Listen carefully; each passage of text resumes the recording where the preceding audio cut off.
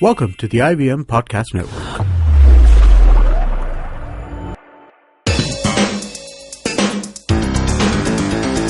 You're listening to TFG Football.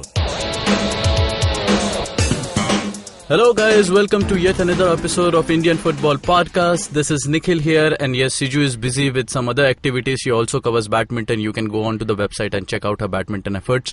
I have with me Kevin.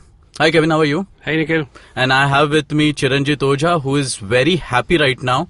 Okay, he's connected to us via Skype, so guys, just bear with us if there is any disturbance.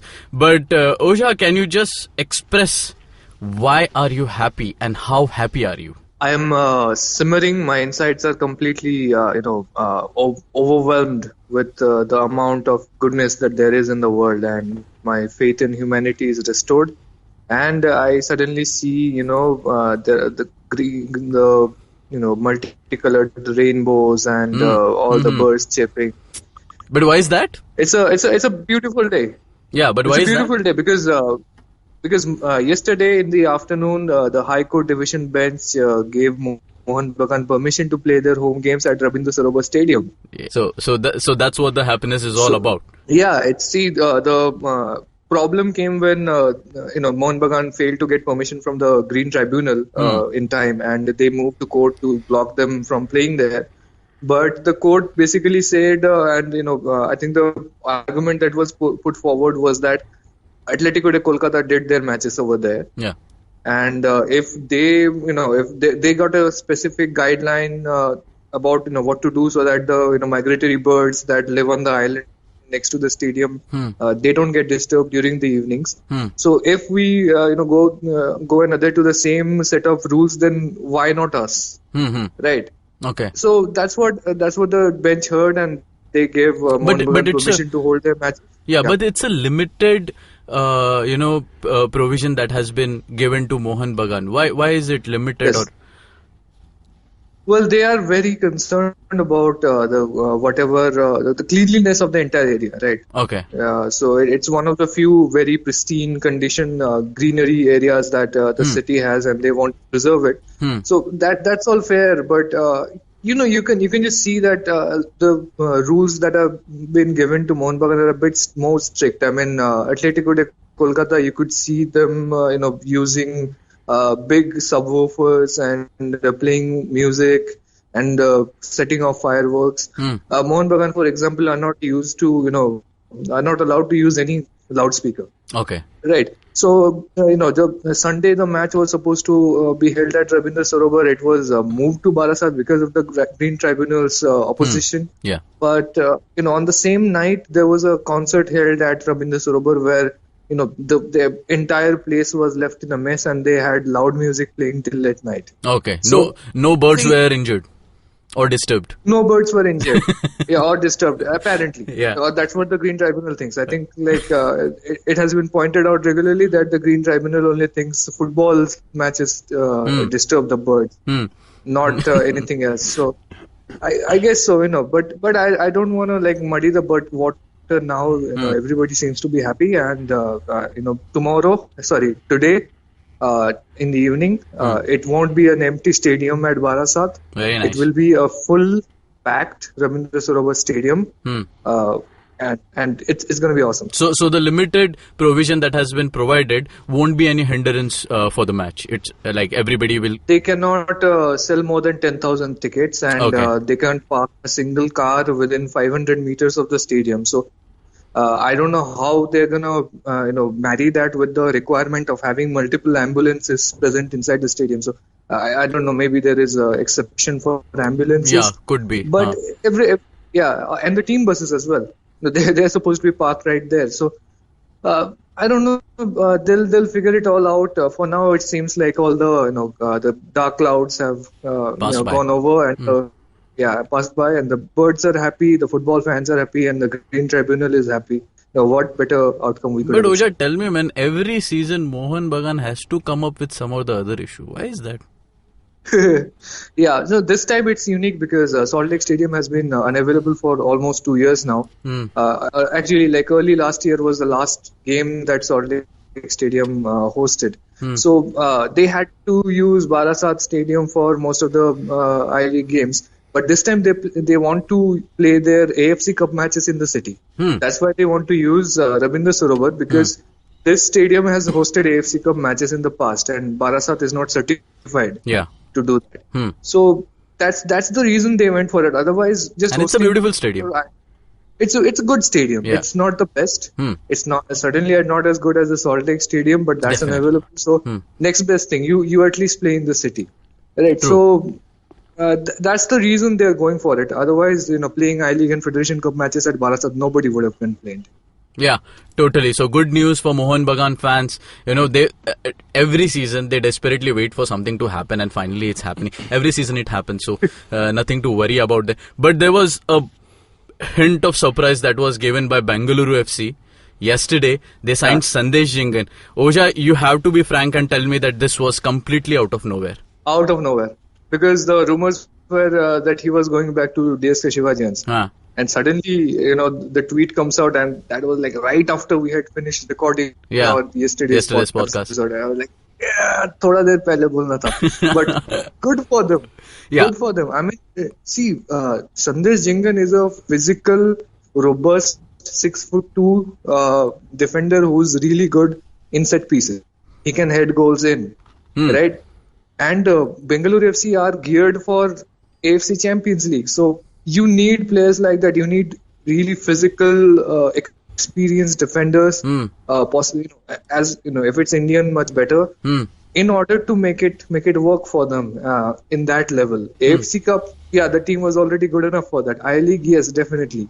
But you need to take the team to next level, and there are only few players you can take from the Indian roster that will actually provide you that kind of quality. And it seems like Bengaluru FC have gotten almost all of them. Yeah.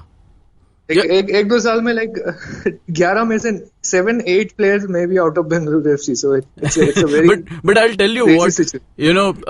Even if someone who is not following Indian football would know two names. One is Sunil Chetri, another one is Sandesh Jhingan. My sound engineer is also nodding his head. But Kevin, how do you make of this huge surprise package that Bengaluru FC threw? It was actually a surprise, and the way Bengaluru put it up also, that we're not putting any trailers for this, easier. So you know that this was a late entry, and I'm not sure if they had plans for an additional defender to be in the squad, but then they know what to do with Jhingan, and they have a long-term plan. They're not one of those teams that they just do a last-minute makeshift arrangement. They have a long-time plan, and they're working towards that. So if not the I-League in the start of the season, maybe they'll get him off slowly and use him in the AFC. No, he is a kind of a player who can start, usko bol do next, chalu karo, he can just be in the defense line and provide the same kind of... The best thing about him is wherever he's played, he's made it to the starting lineup always. Yeah, he has to. Oja, does that give problem to Bengaluru FC to actually make a good starting 11? Because, now you have so many star players. Yeah, if that's a problem, I want Mohun Bagan to have it every day. Okay. Seriously, it's the best kind of problem you can have. But it's always good. Sandesh Jhingan was always going to make it. He's one of the most dependable centre backs out there right now, available in Indian football. So obviously they went for him. Obviously they signed him. Obviously they paid up big money to Kerala Blasters to get him in. Yeah. So it's definitely. There was also a news of him going to Hungary, if I'm not wrong. Yeah, lot of stuff. Every season we hear about Sandesh Jhingan is going to some club abroad. But it's good, see, I think the one reason why he has not been getting good deals from abroad so far is that he has never played international club football, okay? And no matter how much you play in ISL, it's in the end a domestic private tournament. Okay. So at Bengaluru FC, he will be playing at the highest level of the continental football, right? AFC Champions League qualifiers, maybe AFC Cup after that. This is the first time he will be playing international club football. And that's a big step for him as a player. And it's a big advertisement for, the prospective player for foreign clubs, who is Sandesh Jhingan. So it's a good move from his agent's part. From his part, it's a smart move. I don't know if like he's looking for a long stint abroad or just short loan spells. Because if he wants to play stay at Kerala Blasters long term or Bengaluru FC long term, that's what he's going to have to do. He's not going to be able to do loan spells from next season. It's going to be a unified calendar. So I don't know if he wants to do a foreign stint, then Bengaluru FC move is the best thing he could have done. Okay. Good thing for Bengaluru FC fans. Every time they set a benchmark which, other teams want to overcome it, but this was completely out of nowhere. Good thing. Because, I'm a part of a lot of football groups, Indian football groups on WhatsApp, and everybody was, yaar, Jhingan bhi le liya in log ne. I mean, there is no stopping Bengaluru FC. Great. So, moving on, we'll be touching up on few matches that are remaining. Tomorrow's matches, which is basically DSK Shivajian versus East Bengal. Bengaluru FC will be taking on Chennai City. And on Sunday, Churchill Brothers will be taking on Mumbai FC. Kevin, you come in with DSK versus East Bengal. This is an attack versus attack team match. But the difference between both the attacks is East Bengal has a zonal play. They don't have one wing coming in at one time. Okay. So they can just attack from all sides. That is where DSK will lack. DSK usually use their midfield to press on, and they wait for the feeding. But East Bengal on the other side, they can strike you from any side. So that it's going to be an attack game. That is what I feel. And yes, no holding back for East Bengal. They've got all the names, and DSK have shown speed. So that is one department where East Bengal might be hit with speed, because they can run all day. And the defense line doesn't look good for DSK, because we've seen against Mumbai FC. Yeah.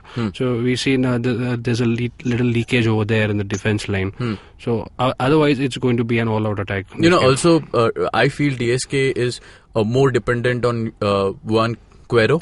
Okay, and if he doesn't gets into the game, it's really difficult for them to get on with it. Oja, your thoughts on the game? Yeah, Robin Singh's back home, right? He'll start? I think he's gonna be put into the action immediately, because if you remember, his original ascent in club football came from Morgan. Yeah. He grew in East Bengal under Morgan, and he was one of the major signings Morgan immediately pushed for. So he trusts him. He has been practicing. Apparently, he looks fully in shape. So I think he gets a shot. And I agree with Kevin that this is an attack versus attack thing. But I think the midfield has more depth in East Bengal, and that's what's gonna be the difference in the end. The kind of physical, robust passing game that they can bring to the table. If that sustains for let's say 2/3 of the game, we don't know yet, because we against Aizawl FC East Bengal were not 100%. So if they have made that improvement, if they can sustain their passing game in the midfield for most of the game, they can take this game. Okay. No problem. Okay. Moving on to the next match, Bengaluru FC versus Chennai City. I mean, in the first week, if Bengaluru FC played Shillong Lajong, it was a 3-0. What will happen over here? I'm feeling sad for the team already. For Chennai City? Yes, of course. I can imagine their faces at the end of the final whistle. So it's really difficult how Chennai City can even try to score, try to defend against Bengaluru. Forget attacking against them. So it's going to be just rollover by Bengaluru FC. One-sided game. Yeah. Oja, you feel the same? Yeah, I mean, this is supposed to be a very special occasion, and you want fireworks, because for the first time in first division since the days of Vijaya Bank and these guys, HAL, that we see a major club from Bangalore playing a major club from Chennai in the top division. So it should be like that, fireworks. It's being played at Kantirava, so there will be no shortage of excitement. But it's gonna be a massacre. I mean, everybody knows it's gonna be a massacre. I don't know. I don't think they can hold this to any less than a 2-0 defeat. So it's just I don't even want to go point by point comparison between these two teams. it's just not even in the same ballpark. Okay. So I just hope Bengaluru FC go easy and Chennai City try hard. Okay. And take a lot of heart out of this game. Yeah, the minimum, the score, Bengaluru score, it's good for Chennai City. Yeah. Okay, moving on to the Sunday match, Churchill Brothers versus Mumbai FC. Yeah, anyone can come in with this. Nikhil, why don't you start? I don't think Mumbai FC has signed any foreigners, so Mumbai FC will be going out all Indian attack again. And, Churchill is not a formidable team in I-League, so I think Mumbai FC will still try to push all the 11 Indian players and try to get a win out of it. Because, in the first match, we saw Thoy and Siam were very good. Victorino has a pace, and in the front he can just, if he has the ball control, he can be lethal on his day. Churchill, I'm not very sure if they have really made it to the, if they are really ready to take on different teams. Oja, what do you think? They don't even have a complete squad yet. So at least Mumbai have somebody to fill in all the departments. Churchill have not made it as yet. So once you have a complete squad, then you try to fortify your defenses and your forward line strengthening. So Churchill are not there yet. Oja, this is like two Mumbai guys talking about Mumbai FC. You give us your verdict. Yeah. I think Mumbai FC will have to do something they are not used to doing. Attack. Yeah. Because that has already started, I think, from the first game. Yeah, because Churchill will be all defensive. They'll try to get a point out of this. It's a game at their own home ground, and but they were not that bad, against Mohun Bagan. They were playing. They even hit the post towards the end of the game. Yeah. Right. So that's not a team to be trifled with. And they came in with like a week or two of being together. Now they have been together for another week. So let's not discount them right off the bat, and just see how they come into the game. I think they will go for a point. I think both their initial games as a new club, they wanted a point, and if Mumbai FC can break through that wall of defense, they'll come up. Okay. So a great weekend to look forward to. Okay, we'll end this topic over here. Just one thing, guys. Thank you for your love. I think within 4 episodes, our YouTube channel has crossed the 100 mark. Okay, we have more than 100 subscribers on our YouTube. You can listen to our podcast on IndusVox Media, iTunes, Audio Boom, YouTube. Subscribe to the channel and let's discuss, comment. That's how the sport will grow. You can read all our articles on thefangarage.com. You can follow our Twitter handle, which is dedicated to football, called as @TFG Football, and on Facebook we are The Fan Garage. Till then, take care, have a great weekend. Thank you, bye-bye.